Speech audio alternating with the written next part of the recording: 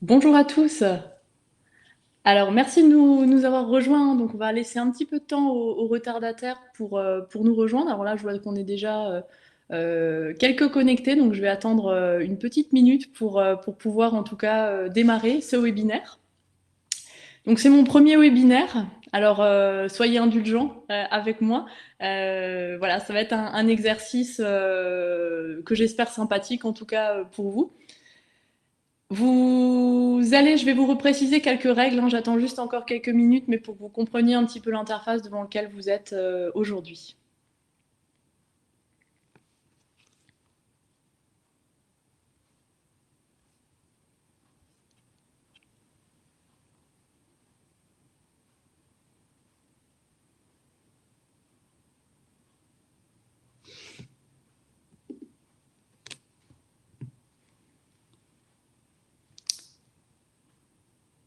Alors pour ces quelques règles, donc déjà bienvenue à tous, hein, j'ai vu qu'il y en a quelques personnes qui nous ont rejoints.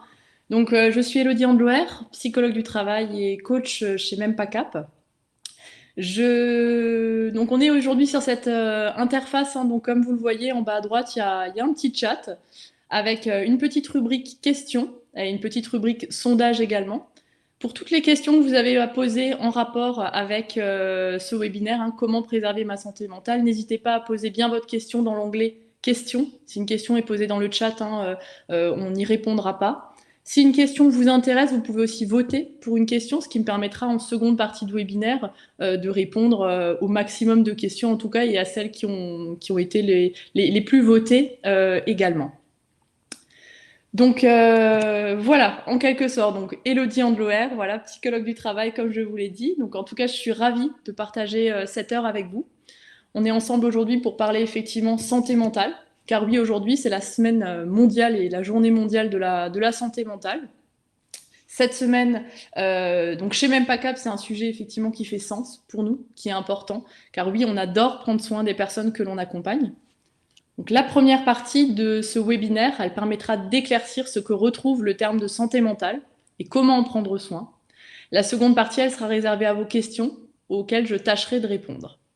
D'ailleurs, pour vous, ça évoque quoi santé mentale? N'hésitez pas à mettre ça dans le chat, hein. Qu'est-ce que ça évoque pour vous la santé mentale? Ce sera intéressant de le voir. Donc j'ouvre en même temps votre petit chat pour voir vos différentes... Ah, vous n'entendez rien. Donc n'hésitez pas non plus si vous entendez rien. Peut-être faut-il cliquer tout simplement sur le diaporama au milieu. Mais si vous ne m'entendez pas, ça va être compliqué. Voilà, En tout cas, depuis quelques années, et la crise sanitaire a accentué cela, la thématique de la santé mentale est devenue un enjeu majeur. Alors, selon l'Organisation mondiale de la santé mentale, c'est un état de bien-être qui permet à chacun de réaliser son potentiel, de faire face aux difficultés normales de la vie, de travailler avec succès et de manière productive, et d'être en mesure d'apporter une contribution à la communauté. Alors la santé mentale, elle fait partie intégrante de la santé. Il n'y a pas de santé sans santé mentale. La santé mentale, elle est déterminée par de nombreux facteurs, hein, socio-économiques, biologiques et environnementaux, dont l'environnement de travail. Les conditions de travail sont en effet un déterminant important de la santé mentale. Et la dépression est l'une des principales causes d'incapacité. Alors il est normal que la qualité de notre santé mentale, elle fluctue au cours de la vie. Se sentir plus déprimé en hiver ou être en détresse suite à une rupture amoureuse représente des fluctuations normales et saines de la santé mentale. Lorsqu'un individu fait face à de telles difficultés ou vit du stress qui surpasse ses capacités d'adaptation, il peut développer un trouble de santé mentale. Alors, la santé mentale, c'est le résultat de ce déséquilibre existant entre le stress, qui peut être financier, relationnel, professionnel, vécu par un individu, et ses capacités à y faire face.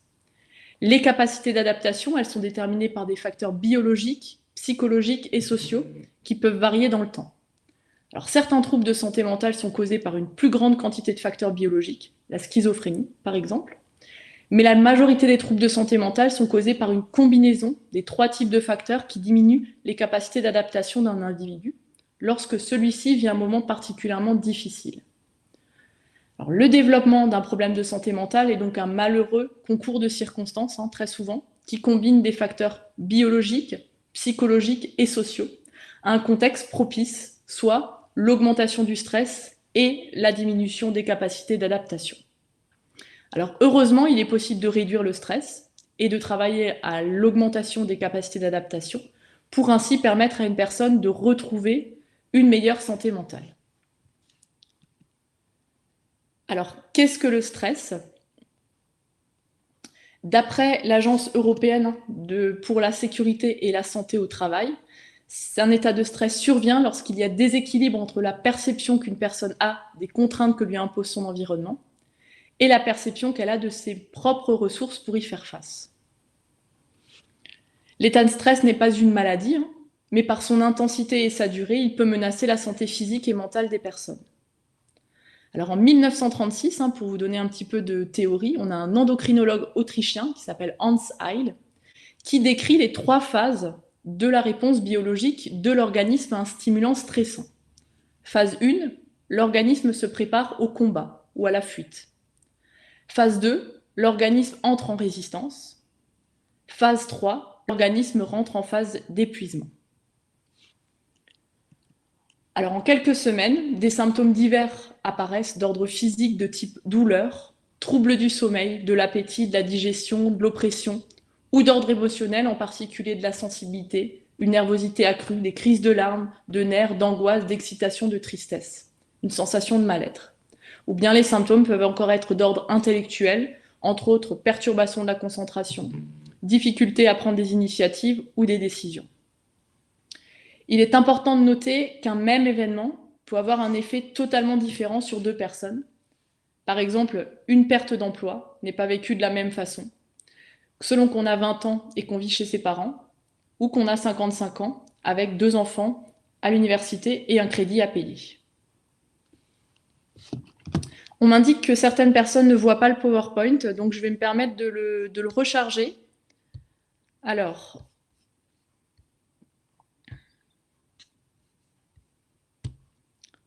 excusez-moi, c'est les aléas du direct. Donc, je viens de le recharger. Est-ce que c'est bon de votre côté? N'hésitez pas à le dire dans le chat, ça change rien. Ok, il y a des personnes qui voient le PowerPoint.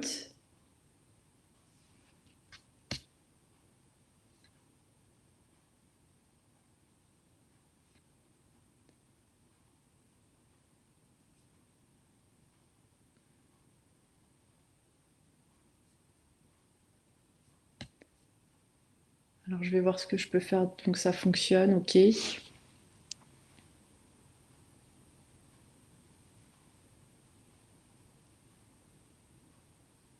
Parfait, bon. Alors, je suis navrée pour ceux qui ont des soucis avec le PowerPoint. Donc, dans tous les cas, vous l'aurez effectivement dans le replay. Parfait. Donc, qu'est-ce qu'on peut faire? Qu'est-ce qu'on peut mettre en place pour justement prendre soin de sa santé mentale? Alors, quelques idées de bonnes résolutions à prendre. Alors, en numéro 1, on peut citer le sport. Plusieurs études indiquent que l'activité physique est essentielle à une bonne santé mentale. Lorsqu'on bouge, notre corps libère des endorphines naturelles qui améliorent l'humeur. Excusez-moi. Parfait. Bon, je vais continuer. Comme dit, il y a ce direct. N'hésitez pas à regarder le replay où le PowerPoint sera bien présent et on pourra également répondre à toutes vos questions au besoin sur cette deuxième partie du webinaire. Donc le sport, plusieurs études indiquent que l'activité physique est essentielle à une bonne santé mentale. Lorsqu'on bouge, il faut savoir que notre corps libère des endorphines naturelles qui améliorent l'humeur. Des chercheurs ont également prouvé que l'exercice serait aussi efficace que les médicaments psychotropes pour réduire les symptômes de la dépression. On compte plus le nombre d'études qui prouvent à quel point la sédentarité est mauvaise pour la santé physique et mentale. Si vous n'avez pas l'habitude de courir un marathon, pas de panique, une petite promenade suffit. Allez au travail à pied, garez-vous plus loin que votre place habituelle et prenez l'escalier au lieu de l'ascenseur. Tous ces petits gestes du quotidien vont stimuler la production d'hormones qui aident à lutter contre le stress et à se sentir mieux dans sa peau. Petit bonus, sortez profiter de la nature si vous en avez l'occasion. Votre corps produit de la vitamine D quand il est exposé au soleil et votre humeur sera au beau fixe. Donc préserver sa santé mentale, c'est également en voyant du monde. Il ne faut pas oublier que l'être humain est un être social qui se réalise aussi dans le lien avec les autres. La sociabilisation, elle possède un rôle important dans le maintien de la santé mentale. Elle procure ainsi des bienfaits émotionnels, mentaux, mais également physiques chez l'individu. En effet, il faut savoir que l'activité sociale et le soutien de la part de nos amis et de notre famille favorisent la santé mentale en protégeant le cerveau des effets négatifs du stress aigu et chronique. Même si c'est un peu dur au début, n'hésitez pas à prendre un café avec un ami lorsque vous n'allez pas très bien, proposer une sortie, une balade, un cinéma, une activité quelconque. Outre le fait de parler, le simple fait d'être en présence d'autrui aide à se changer les idées, à sortir de ses émotions et de pensées négatives, de ses ruminations. Le toucher. Quelle est la façon la plus efficace, rapide et simple pour recharger la batterie?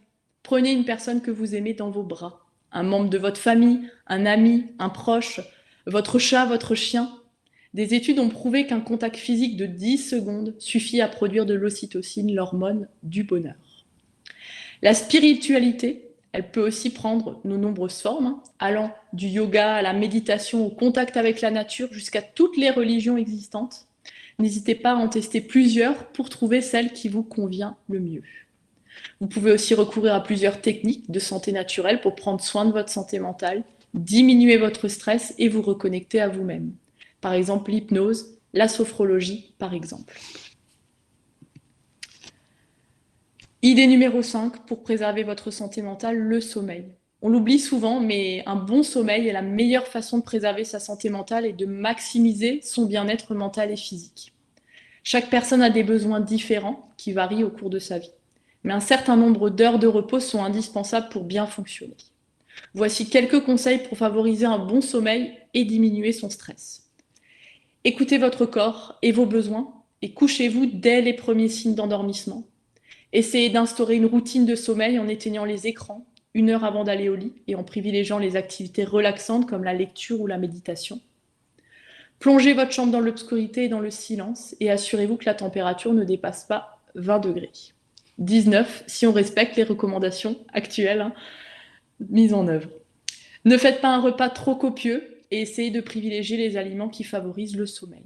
Alors d'ailleurs, à propos d'alimentation, une alimentation saine et équilibrée, c'est également propice à garder une bonne santé mentale. Alors vous pouvez d'ailleurs dans le chat nous partager les aliments qui sont bons pour votre morale. Peut-être pas pour votre équilibre alimentaire, mais pour votre morale en tout cas. N'hésitez pas à partager cela. Les sushis, le chocolat. Ah bah dis donc là, je vois que tout d'un coup le chat s'anime. C'est des sujets qui vous font plaisir. Alors moi, ce serait la raclette aussi en cette période, voilà, comme Yasmine, tout à fait. Alors, en numéro 7, l'objectif.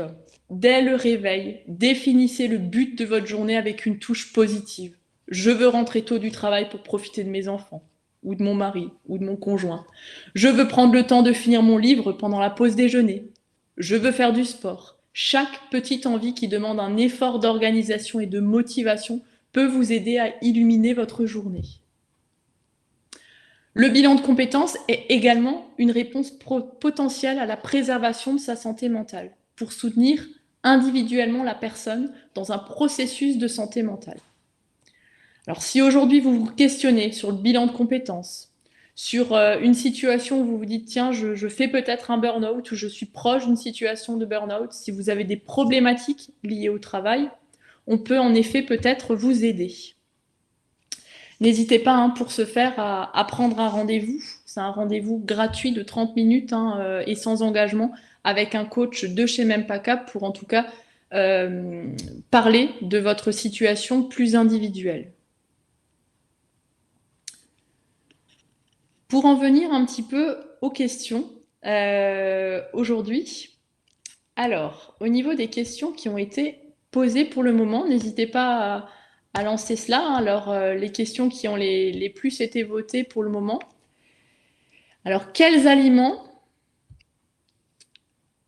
peuvent être propices au sommeil? Je n'arrive plus à dormir correctement, je prends des somnifères. Alors, aujourd'hui, effectivement, la question des aliments propices au sommeil. Alors déjà, privilégier les légumes le soir, hein. Alors, je ne suis pas diététicienne ni nutritionniste, mais il est vrai que les légumes, effectivement, le soir, vont venir faciliter la digestion au maximum. Alors, bien sûr, vous pouvez rajouter, si vous le souhaitez, un petit féculent pour vous caler, hein. L'idée, c'est pas de vous lever non plus à 4 heures du matin et d'avoir faim. Mais voilà, les aliments qui peuvent être propices au sommeil, effectivement, pas d'excitants. Privilégier la tisane plutôt que le thé. N'hésitez pas aussi à partager dans le chat, hein, si vous pensez à des choses. Par rapport à cette question, en tout cas, si vous pensez à des aliments propices au sommeil, n'hésitez pas à nous le faire, à nous le partager. Je suis en train de regarder également le chat. Parfait. On pourrait revenir à cette question, hein, selon ce qui est mis en évidence. Alors, c'est quoi un management toxique et quelles sont les conséquences sur la santé mentale? Alors, un management toxique, effectivement, ou un management déviant, parfois on peut aussi le citer comme tel. Alors, il est vrai qu'un management toxique peut être qualifié de tel dès lors qu'il ne va pas répondre aux besoins des salariés, c'est-à-dire parfois un management trop directif ou encore un management peu participatif, hein, qui va donc favoriser cela. Alors les conséquences sur la santé mentale, effectivement, bah, il peut y avoir, tout dépend du type de management toxique, hein, mais il peut y avoir des formes d'humiliation, en tout cas une perception d'humiliation. Il peut également avoir, on parlait du stress, hein, un déséquilibre entre les moyens aujourd'hui qu'on me donne, la pression peut-être qui est mise derrière, qui provoque en moi en fait ce déséquilibre entre, voilà, je me sens pas aujourd'hui avoir les moyens nécessaires pour, sur le temps qui m'est imparti dans ma journée, pour par exemple réaliser mes différentes tâches. Ça peut être également une des conséquences sur la santé mentale.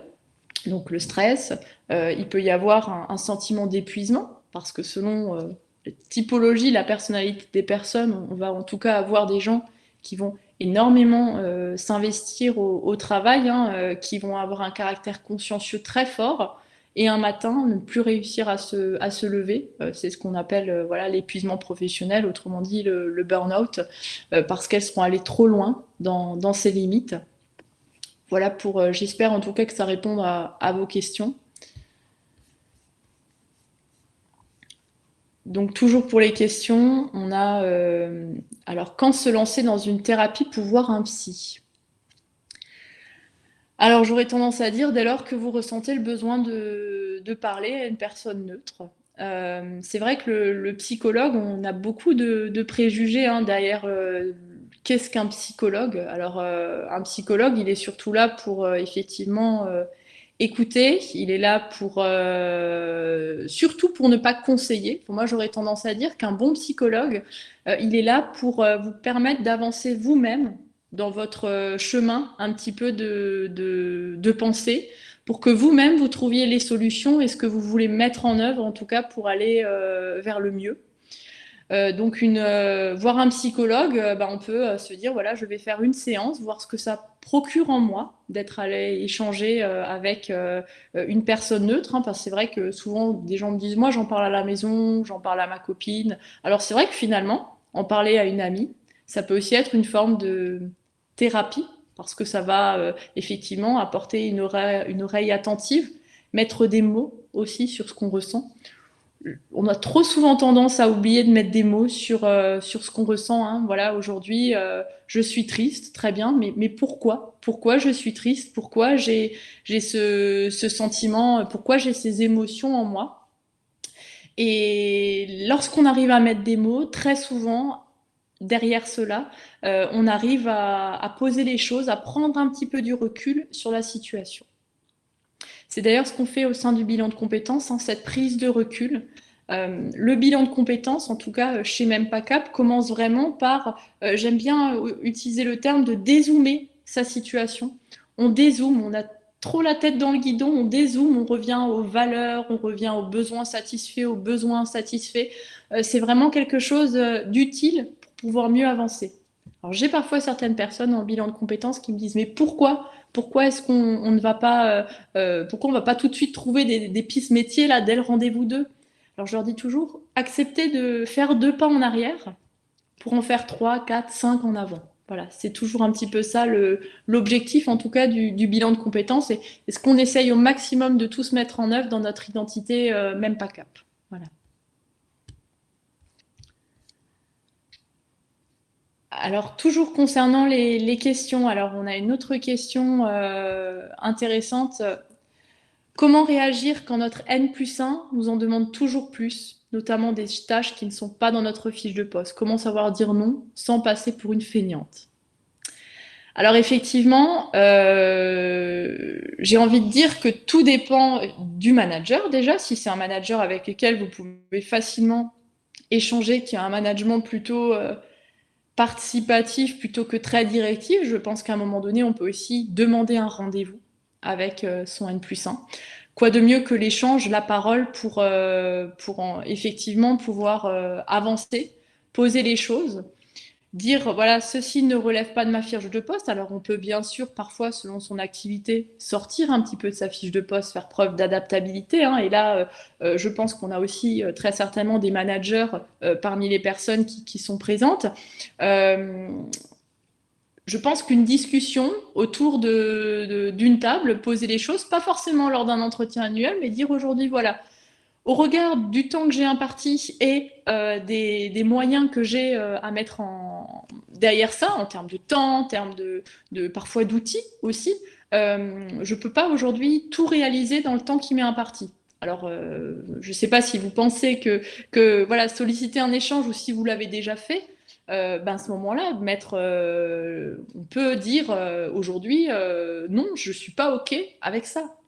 Aujourd'hui, dans cette relation salariée N+1, on peut, je pense, poser les choses et essayer de trouver des solutions autour d'une table parce que très souvent, on peut trouver des solutions. Comme je dis souvent, on n'est pas dans la tête des gens. Alors, on ne sait pas, on croit parfois que le N+1, il est comme ça et qu'il va forcément me répondre ça. Si on ne va pas essayer, tenter, en tout cas, d'échanger et de trouver des solutions, ça, de toute façon, on n'avance pas. Voilà.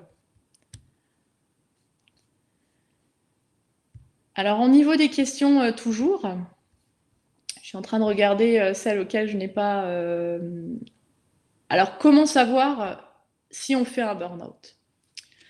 Alors, déjà, c'est effectivement votre médecin généraliste ou le médecin du travail qui va vraiment placer ce mot burn-out, épuisement professionnel, ou un psychiatre, bien entendu. Alors, les psychologues vont pouvoir vraiment vous mettre sur la piste. Hein. Donc, le burn-out, effectivement, va être... alors, un matin, souvent, les personnes qui font un burn-out l'ont pas senti à proprement parler venir. En tout cas, ils ont eu plein à y repenser. Hein. Quand on repose les choses avec toutes les personnes que j'ai déjà accompagnées en burn-out, elles me disent bah, en fait, j'aurais dû le voir. J'aurais dû le voir, j'étais plus présente, j'étais plus présente physiquement souvent, mais mentalement, j'étais plus présente pour mes proches, j'étais plus présente au travail, parce qu'en fait, je travaillais beaucoup, mais est-ce que j'étais vraiment productive? Et très souvent, le burn-out, alors vraiment, le vrai burn-out se caractérise par je n'arrive plus à me lever un beau matin, j'arrivais plus, alors il y a différentes manières, différents symptômes, hein, mais le fait de ne plus réussir effectivement à se lever le matin, avoir le physique qui a complètement lâché, plus réussir à mettre un pied devant l'autre, là on est vraiment sur une situation de burn-out. Alors toutes les autres situations où on arrive à continuer à marcher le matin, hein, il ne faut pas du tout les prendre à la légère non plus. La phase, donc l'épuisement professionnel à proprement parler, hein, on peut le vivre de différentes manières. Hein. Surveillez bien le fait voilà, alors si vous êtes d'un nature à pas forcément régulièrement pleurer et que tout d'un coup vous vous mettez toujours dans tous vos états, toujours à pleurer, à craquer pour tout et n'importe quoi, c'est qu'il y a une très très forte sensibilité émotionnelle à laquelle il faut veiller. Donc une nouvelle fois, toutes les solutions qu'on a vues dans le cadre de comment préserver ma santé mentale vont être importantes, hein. Notamment avoir le meilleur sommeil possible. N'hésitez pas aussi à faire des siestes. C'est vrai qu'on les oublie souvent. Alors maintenant, le télétravail, pour certains qui ont la chance d'en faire, peut favoriser ces petites 20 minutes à l'heure qui vous conviendra dans la journée. Essayez de maximum 30 minutes mettre le réveil pour vraiment vous réveiller et repartir et pas tomber dans une phase d'endormissement qui sera trop importante. Voilà. Alors, pour les autres questions, quand on n'a plus envie de rien ou presque, quel comportement adopter? Alors, j'aurais tendance à dire de directement prendre un rendez-vous avec votre médecin. Alors, une nouvelle fois, hein, il y a toutes sortes de médecins. Il y a les médecins qu'on va sentir très à l'écoute de la santé mentale, d'autres peut-être plus en retrait. Alors, on est quand même aujourd'hui dans un contexte qui favorise effectivement le fait d'adopter en tout cas de favoriser, voilà, soit la consultation auprès d'un psychologue, ou bien le fait, voilà, de s'entourer de personnes que l'on aime, d'aller pourquoi pas se dire c'est le moment de faire le point et de lancer un bilan de compétences. Il y a différentes options quand on n'a plus envie de rien ou presque à adopter. Une nouvelle fois, au-delà de la médicamentation, hein, parce qu'effectivement, parfois, je dis à des personnes, écoutez, je pense vraiment que votre situation relève davantage là actuellement de la psychiatrie. Alors, comme parfois on prend un médicament pour régler un mal de tête, il faut aussi, dans certaines situations de la vie, accepter d'avoir peut-être un accompagnement médicamenteux sur une courte période. Hein. Parfois, ça nécessite une période un petit peu plus longue, mais pour venir un peu apporter un équilibre dans cette chimie finalement mentale qui fonctionne un peu de la même manière que quand on a un mal de ventre ou un mal de tête. Voilà.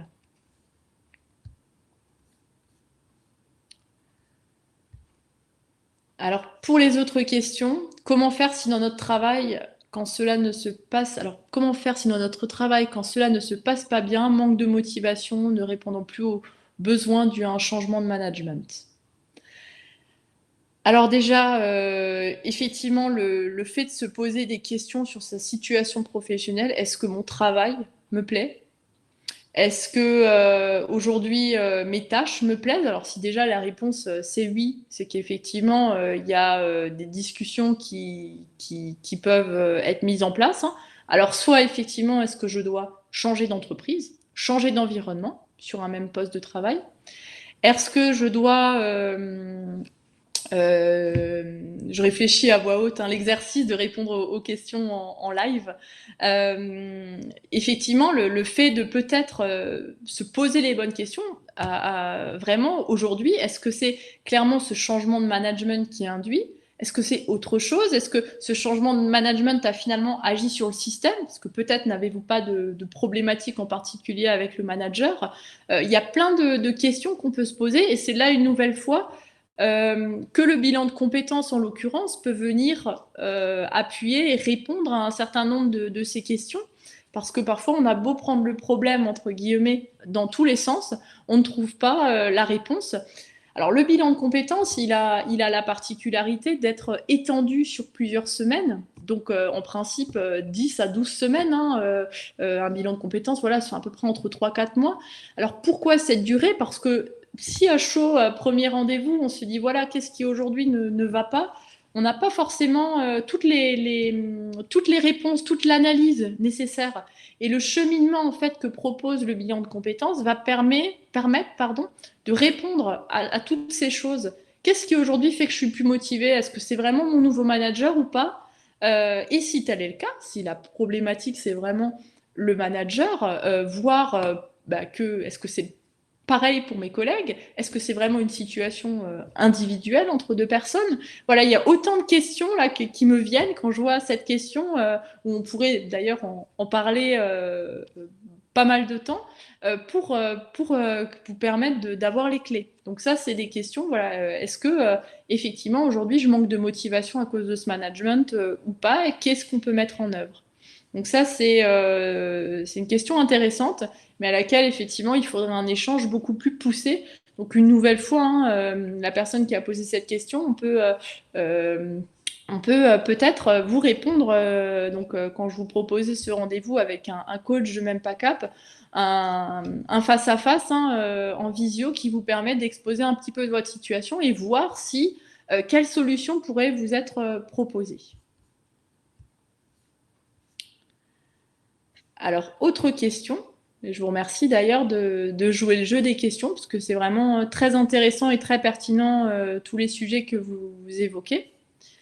Quel sport pour commencer à se remettre en mouvement quand on n'en fait plus depuis longtemps? Alors effectivement, ça c'est une question intéressante. Alors il y a tous les sports un petit peu doux qu'on peut pratiquer, hein, tels que effectivement le yoga qui propose une série d'étirements. Il y a aussi la marche, faire de la marche lente, puis de plus en plus rapide. Hein. Le fait de marcher ne serait-ce que 20 minutes par jour pour aller sur un lieu, aller quelque part, sortir de sa voiture, comme on disait, monter les escaliers, ça favorise la remise en mouvement, effectivement. La course à pied, ça va être peut-être le step supérieur pour d'autres, se dire voilà, je peux commencer à remettre un peu mon corps en mouvement. Ça peut être juste 5 minutes, hein, sortir de chez soi, faire un petit tour de quartier, doucement. L'idée, c'est pas de se faire mal, c'est vraiment de créer rapidement cette hormone du plaisir, hein, comme on l'évoquait, qui est importante dans cet équilibre. Le fait aussi de remettre en mouvement doucement va pas forcément vous provoquer de douleur, justement si vous ne faites pas des choses trop rapides. Est-ce que vous avez d'autres idées d'ailleurs de sport qui permettent de remettre en mouvement? N'hésitez pas à le partager dans le chat. Bon, il y a le vélo aussi, tout à fait. La marche, voilà, comme ça a été évoqué. Qu'est-ce qui est également noté? Le pilate, effectivement. Le yoga, le jardinage, c'est vrai que ça peut aussi être un sport, hein, effectivement, tout à fait. La natation, bah voilà. En fait, je vais vous laisser parler parce que vous êtes au top hein, dans ce petit chat, se mouvoir dans l'eau. C'est vrai, c'est quelque chose qui peut être positif. Hein. Aujourd'hui, il y a des cours intéressants de aquabiking, il me semble, ou tout simplement comme on fait en vacances dans l'eau, j'ai les mots qui me manquent. Mais ça permet de remettre en mouvement la musculation, oui. Alors peut-être la musculation, demander à être accompagné ou au moins conseillé une première fois parce que je pense que si on fait mal des gestes de musculation, on peut peut-être plus se mettre, Charlotte, hein, vous disiez que voilà, on peut peut-être davantage se blesser. Je ne sais pas ce qui peut être conseillé également. Les balades, euh, la déco de sa maison, voilà, les randos. En fait, je fais de la couture, oui. Là, c'est effectivement la couture peut aussi aider tout ce qui finalement vous fait du bien. On peut trouver, je pense, du plaisir dans le fait de faire de la musique, etc. Alors, ça va pas forcément être un sport, hein, mais finalement, vous êtes assez les puzzles, voilà, tout à fait. Super, bah là, vous avez beaucoup d'idées. Et je pense que chacun l'aquagym. Voilà, merci Magali. L'aquagym, c'était ça que je cherchais. Euh, je pense que chacun peut trouver le petit sport qui nous convient tout en ne se faisant pas mal finalement. Hein. L'objectif, c'est vraiment de veiller à ne pas créer encore une problématique là où supplémentaire. Hein. Voilà. Très bien. Le Krav Maga, tout à fait. Ça peut être intéressant aussi. Et je pense que dès lors que c'est un sport qui est accompagné, si vous souhaitez en tout cas le faire avec une personne ou autre, permettront au démarrage, même en allant en salle de sport, hein, d'avoir les bons conseils d'un coach, quitte après à être autonome hein, sur l'exercice, mais voilà, d'avoir les bons gestes dès le début. Merci en tout cas pour votre participation sur cette question, l'art-thérapie, décorer sa maison, voilà, super. C'est vraiment des bonnes choses. Effectivement, ça peut faire place à, à vraiment participer à préserver sa santé mentale. Alors au niveau des questions, toujours, quelles questions je n'ai pas encore répondu?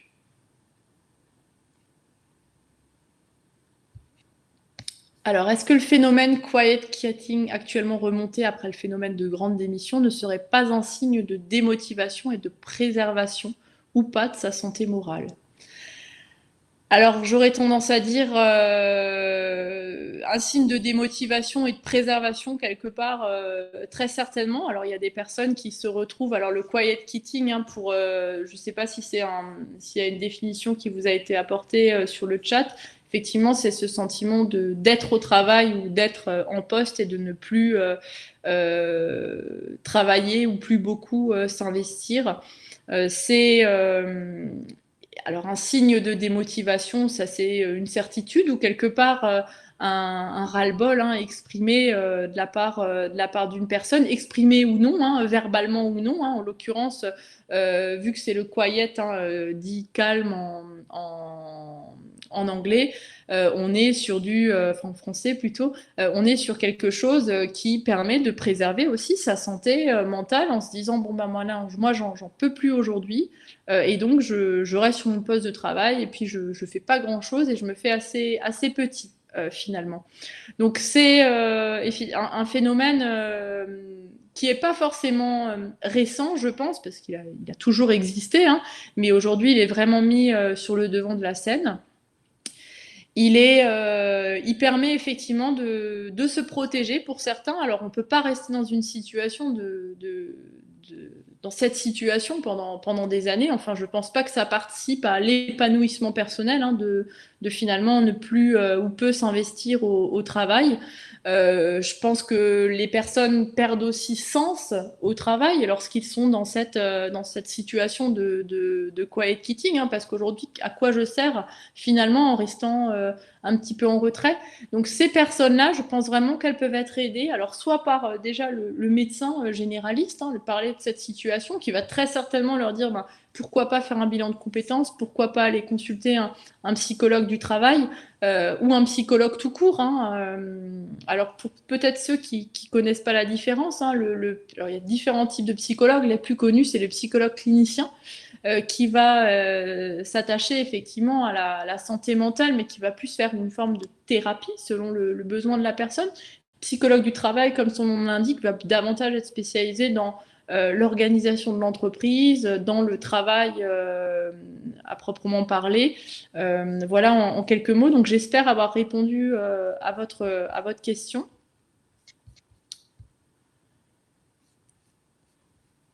Alors, autre question, excusez-moi. Tac. Laquelle je n'ai pas encore répondu.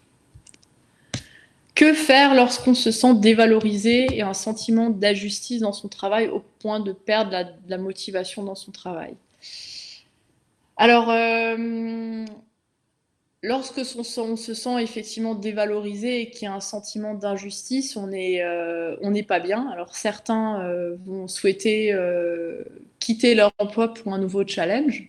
Alors quitter l'emploi, c'est facile à dire, hein, mais souvent ça implique d'autres choses. Hein. Un crédit à payer, une famille à nourrir. Voilà, il y a beaucoup aujourd'hui le fait de quitter son emploi est peut-être devenu un peu plus à la mode qu'il y a plusieurs années où on faisait toute sa carrière dans la même entreprise.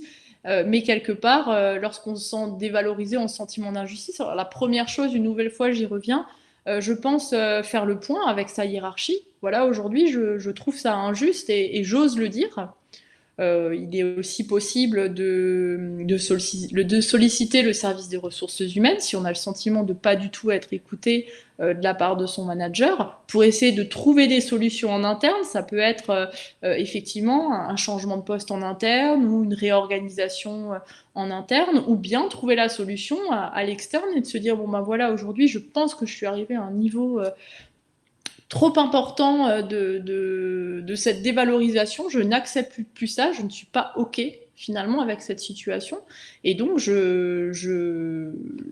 je vais changer, soit je me prends le temps effectivement par le biais d'un bilan de compétences ou d'une consultation ou autre, de dire je veux me poser sur aujourd'hui, qu'est-ce que je vaux parce que l'idée, c'est toujours en termes de confiance en soi, d'estime de soi, il ne faut pas non plus que ça ait un impact trop important. on arrive toujours à rebondir, hein. Moi, j'ai toujours ce sentiment optimiste de dire on trouve toujours des choses sur lesquelles rebondir, aller de l'avant. Et beaucoup de personnes qui ont déjà fait des bilans de compétences ou ayant été accompagnées par un psychologue vont vous dire effectivement, je pensais être au fond du trou. Et finalement, j'ai réussi à me sortir la tête de l'eau. On a trouvé ce qui n'allait pas, on a trouvé mes besoins insatisfaits. J'ai pu trouver des solutions en interne parce que la solution n'est pas toujours à l'externe. On peut trouver des solutions en interne. C'est aussi ce fait aujourd'hui, là, quand on parlait avant de la grande démission, de dire j'en ai marre, je pars. Bah, quand effectivement, il y a peut-être le j'en ai marre, quelles sont les solutions en interne et si ça va pas, je pars. Mais il y a peut-être toujours une série de solutions à trouver en interne et ça, c'est aussi du cas par cas. Donc, c'est aussi un sujet potentiellement que vous pourriez solliciter lors d'un rendez-vous hein, avec un de notre équipe de Même Pas Cap qui vous accorde ce temps aussi pour échanger sur ces sujets et voir ce qui est faisable pour vous et vous proposer plus une réponse, en tout cas, à une problématique individuelle. Voilà. Alors, on a encore un petit peu de temps ensemble. Il y a de chouettes questions. C'est vraiment sympa. Alors,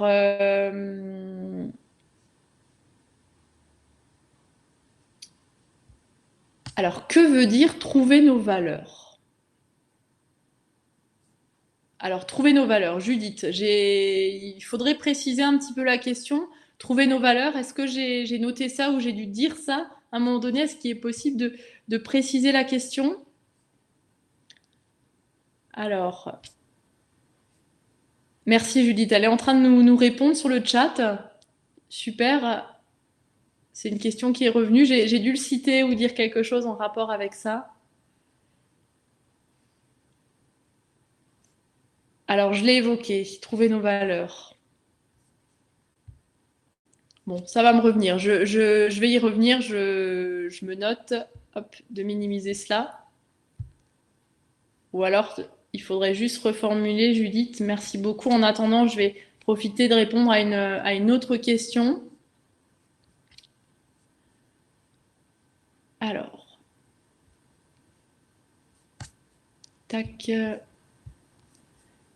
Est-ce que le bilan de compétences...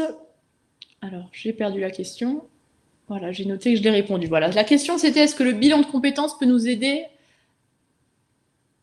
à être sensibilisés au burn-out? Je pense que c'est ça à peu près ce qui est écrit.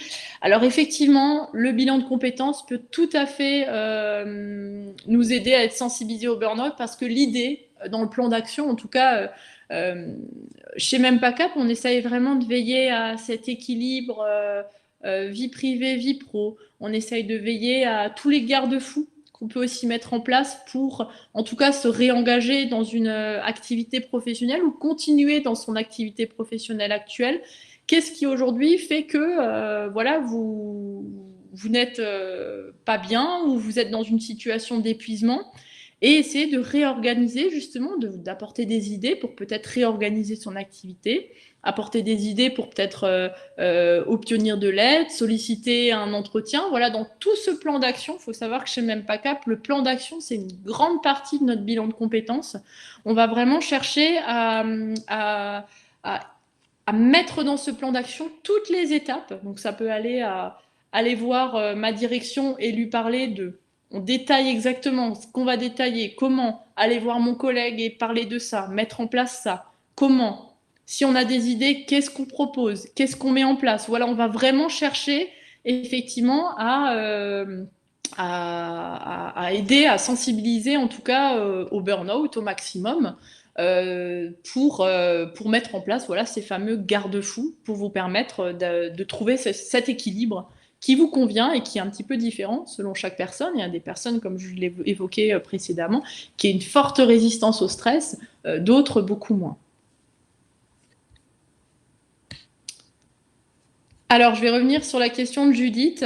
Alors, Judith, ouais, j'ai pas, ouais, je suis désolée pour les valeurs là, ça m'échappe pour le moment. Donc, si quelqu'un, voilà, je suis désolée.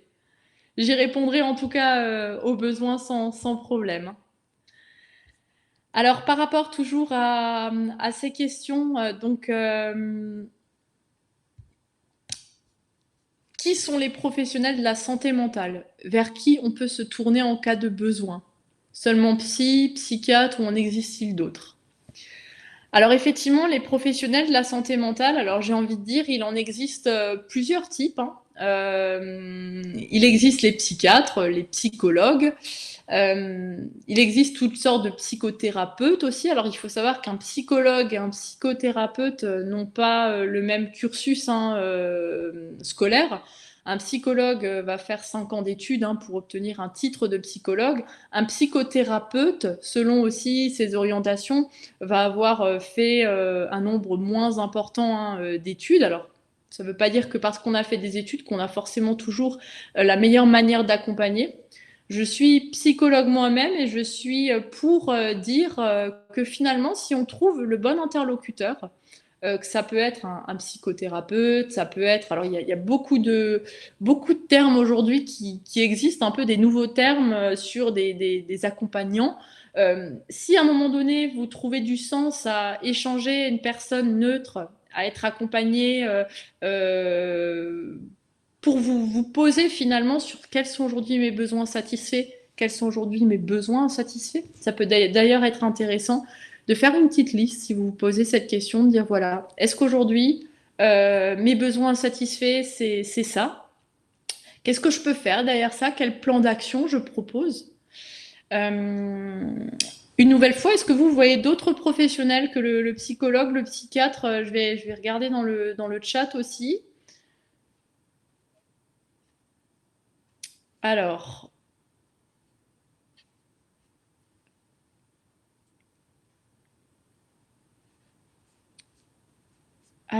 je regarde juste psychomotricien, infirmier spécialisé. Effectivement, aujourd'hui, un infirmier spécialisé en psychiatrie, le psychomotricien, le sophrologue, tout à fait, peut être une personne habilitée à accompagner sur ces questions de santé mentale. C'est tout à fait vrai. Effectivement, j'aurais tendance à les oublier, mais pas du tout. C'est très intéressant. Médecin du travail, tout à fait.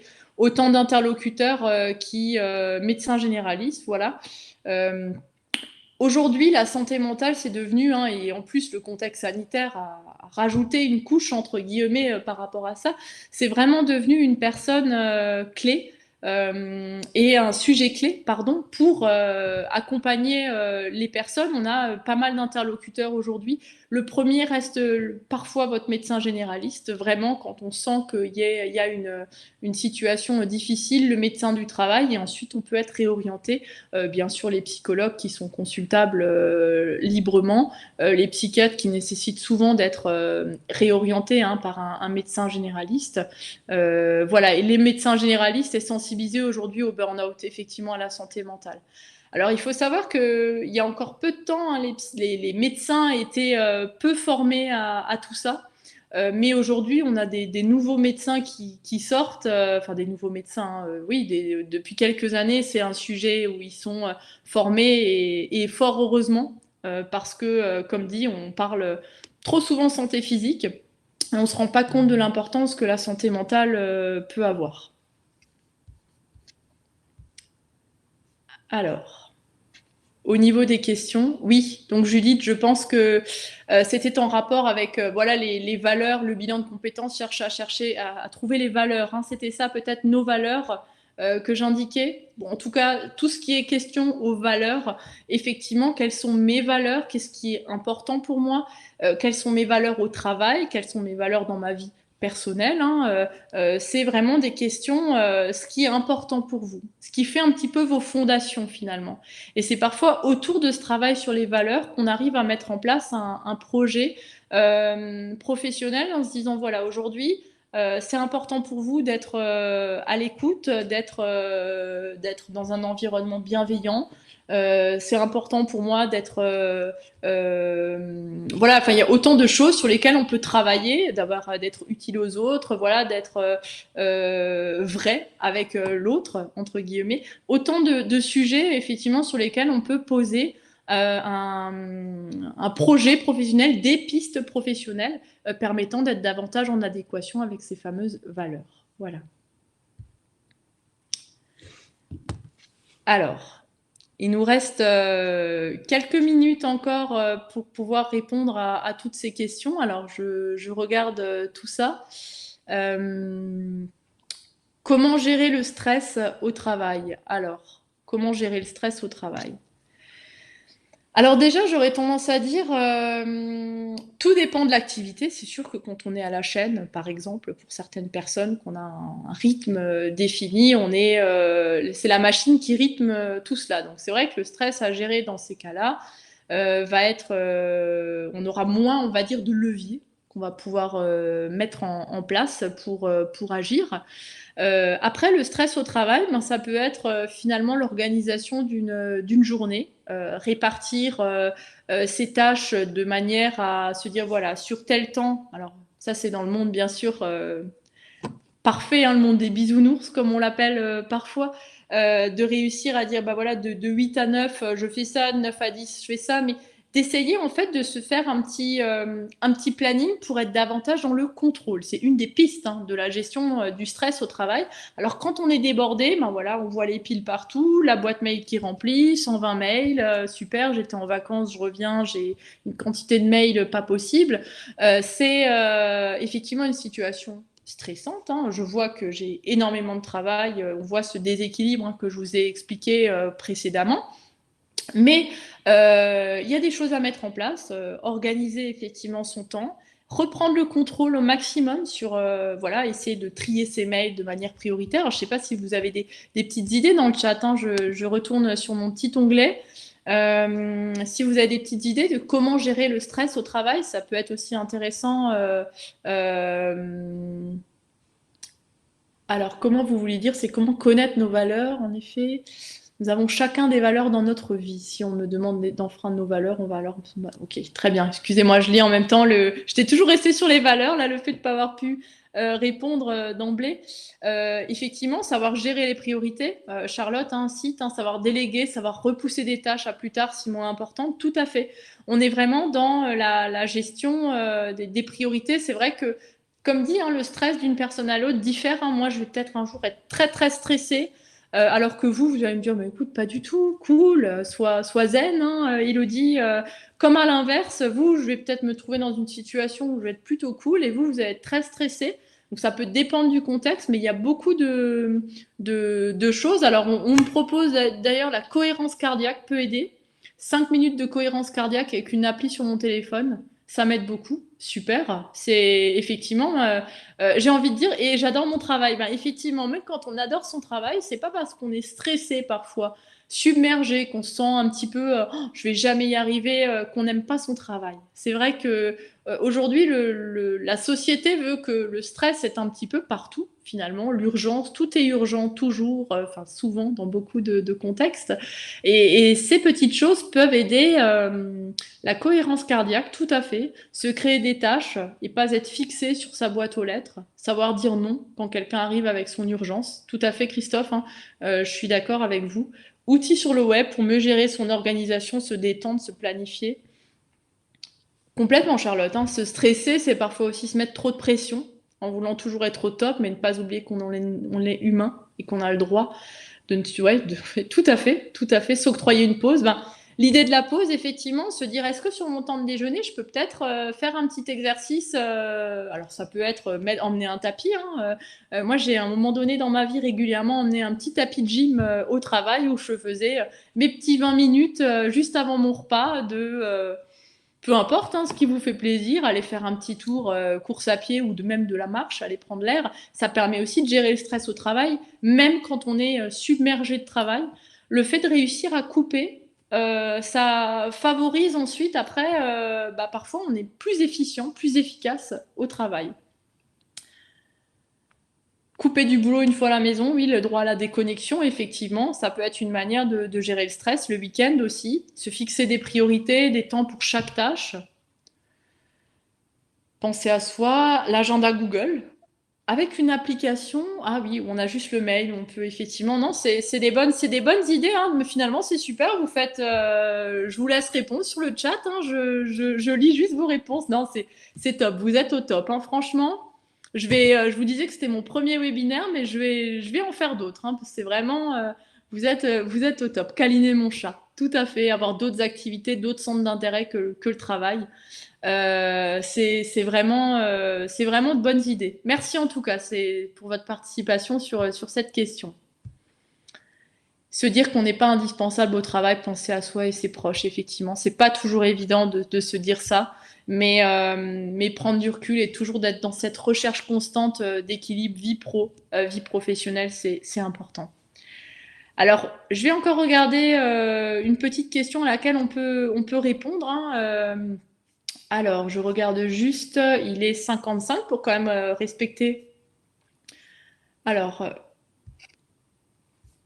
comment faire quand on est au plus bas? Séverine nous demande comment faire quand on est au plus bas et qu'il est difficile de pouvoir échanger avec un professionnel compte tenu des délais d'attente, psychologue, médecin traitant aussi. Alors effectivement, c'est vrai qu'aujourd'hui, on est dans une société, une conjoncture où je suis d'accord, hein, il y a beaucoup de psychologues aujourd'hui qui vous disent qu'il n'y a pas de place, qu'il n'y a plus de place, qu'ils prennent plus de rendez-vous. Un médecin traitant, en principe, est censé quand même pouvoir vous prendre rapidement, mais c'est pas le cas non plus. Alors le médecin du travail est l'autre personne à solliciter. Il est aussi possible d'avoir accès justement à un coach, hein, un coach plus personnel cette fois-ci, que ce soit via le bilan de compétences ou via un coach externe, hein, qui a aussi parfois de multiples casquettes. Vous pourrez juger aussi par vous-même selon son expérience professionnelle ce qu'il a pu faire. Alors le coaching, effectivement, comme d'autres professionnels, a un coût aussi. C'est souvent un financement propre, hein, à l'inverse du bilan de compétences où on peut financer ça avec son compte personnel de formation. Mais ça peut être une solution, Séverine, d'avoir recours à un coach, effectivement, ne serait-ce que pour parfois une séance, juste se poser, faire du bien, de parler à une personne neutre. C'est vrai que ça peut être une piste.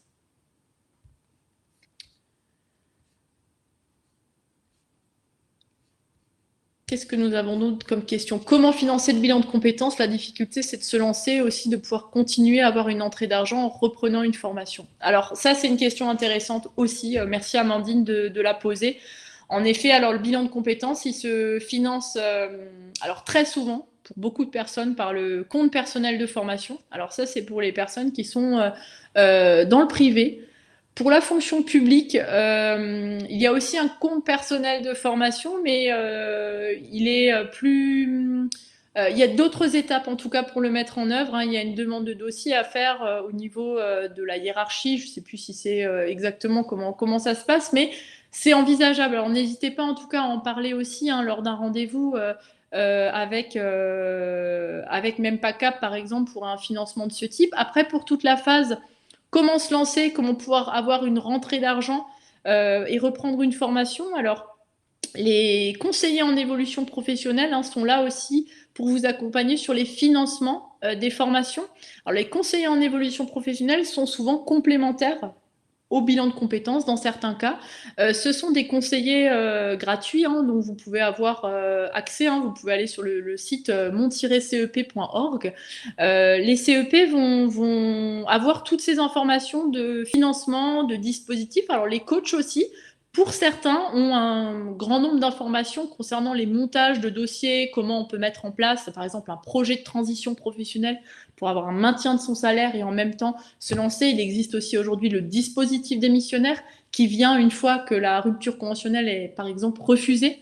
On peut tout à fait mettre en place ce qu'on appelle un dispositif démissionnaire. Pour ce faire, il faut avoir 5 années d'activité continue hein, dans plusieurs sociétés. Hein, ça peut se faire pour pouvoir y prétendre. Et on peut à ce moment-là démissionner et prétendre à ses droits Pôle emploi pour un projet de formation ou un projet de création d'entreprise préalablement validé par un jury, en tout cas une commission portée par Transition Pro de votre région, qui sont donc Transition Pro, ce qu'on appelait il y a quelques années encore le fonds GESIF. Voilà. Alors il est 13h. Je ne vais pas vous prendre plus de temps. En tout cas, je vais vous laisser prendre, si vous souhaitez un rendez-vous avec Mempacap, hein, n'hésitez pas à cliquer sur ce lien. Je voulais vraiment vous remercier pour tout, pour cette belle participation, pour tous ces échanges. J'espère avoir répondu à un grand nombre des questions. les questions que j'ai pas pu répondre, hein, n'hésitez pas à les poser, hein, si elles concernent quelque chose de plus individuel, directement à, à un rendez-vous avec un coach ou avec un conseiller, en tout cas de même pas cap, qui se prendra ce temps pour voir avec vous votre cas personnel. Si vous avez des éléments de souffrance au travail, si vous avez aujourd'hui quelque chose qui vous chagrine plus particulièrement, on essaiera au maximum de vous aider, de vous réorienter aux besoins pour voilà, faire en sorte que vous allez toujours vers le mieux-être et essayer au maximum de vous accompagner sur cette bonne santé mentale que je vous souhaite à tous. J'espère que ces quelques éléments vous ont permis en tout cas d'en savoir plus et vous donner des petites idées. Voilà. Je vous remercie en tout cas et puis je vous dis à très bientôt et belle journée encore à vous. À bientôt. Au revoir.